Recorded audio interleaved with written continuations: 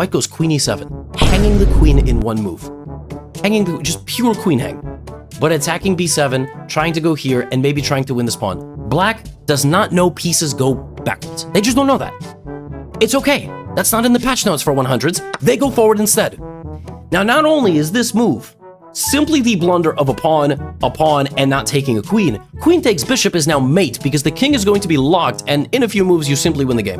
Queen c5, you have b4 check, and then there's going to be mate very shortly, right? Or you play a4 and b4. White plays...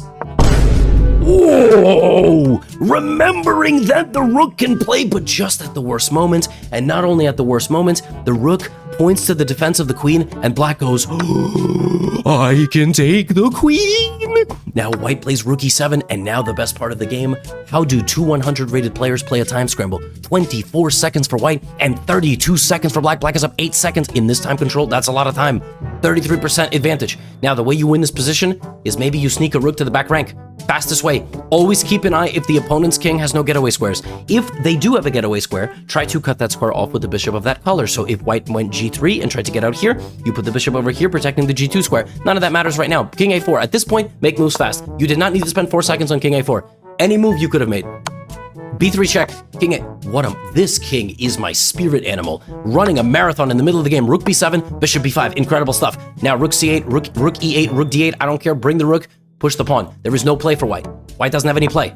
b4. I don't care. Make any move.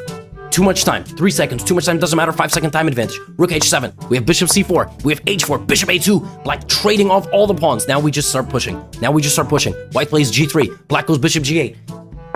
That was way too fancy. Black remembered that bishops can go backwards completely randomly and went bishop to g8. That is a completely insane move. h5. Losing the rook in one move, bishop h7 on the board. It is now over, but suddenly black has dipped lower on the clock than white.